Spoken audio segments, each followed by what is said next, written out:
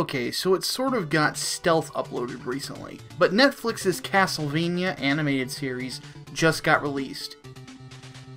Some of you may not know this, but I am a huge fan of Castlevania. Not just in the I played Symphony of the Night and I liked it kind of fan that thinks the series is just Metroid with vampires. Oh no. I've been a fan of Castlevania since the NES. Yes, I'm that old.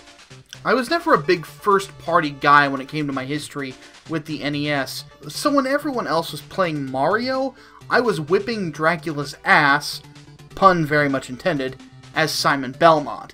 Now, to be honest, a Castlevania series was both a welcome thought and a bit of possibility of horror as well.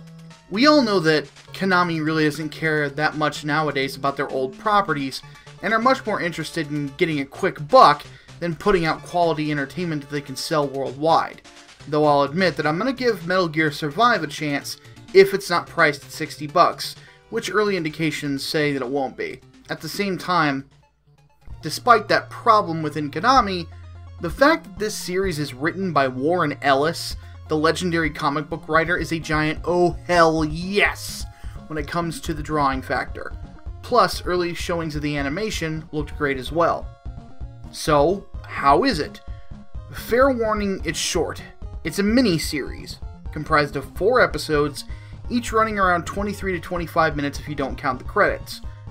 The storyline is basically a prequel to the events of Castlevania III, Dracula's Curse, but altered a bit. Rather than having the Catholic Church begging Trevor Belmont to go take out Dracula, this mini-series goes over Trevor's conflict with the Church, on top of introducing Sypha and Alucard.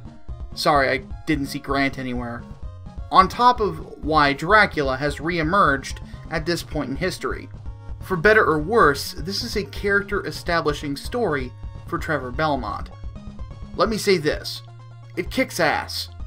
Even though the series is short, it does a solid job of establishing characters quickly through their actions and circumstances. Granted, that's what Warren Ellis excels at. It sets up a sympathetic villain alongside an unwilling hero that seems to finally slip back into being a monster hunter via the circumstances of his situation.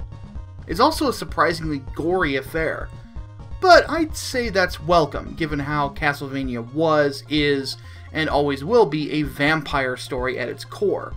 The voice acting is wonderful as well, and features Richard Armitage as Trevor Belmont, James Callis as Alucard, and Graham McTavish as Dracula.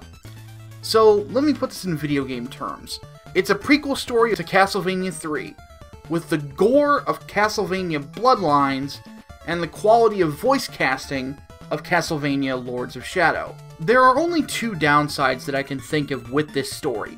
First is you don't see a lot of Belmont kicking monster ass until episode 3 or 4. Even then, it's just one fight in that particular episode. Admittedly, Trevor spends more time fighting other people during this series than he does fighting monsters. The bulk of the action, though, is saved for the final episode of this miniseries. Given how Castlevania is about the Belmont family going forth and killing creatures of legend with a whip, gee, can't tell David Jaffe was inspired by this series, oh no. That may disappoint some of you. The other downside is that it's only 4 episodes, and it ends on a sequel sting. Though it accomplishes its goal of setting up the characters in the universe for the viewer, and it's a really good miniseries, I'm still hungry. I still want more. It's like ordering mozzarella sticks at a restaurant as an appetizer. They were really damn good, but I'm ready for the main course. I'm ready for the steak, and I don't want to wait for it. Well, I guess that steak is going to have to come another day. I do give Netflix's Castlevania my recommendation though, but don't expect a long epic. Rather, just be prepared to take a couple hours of your time and enjoy a quality miniseries that's a great indication of amazing things to come. My name is Micah Curtis. I'll see you next time.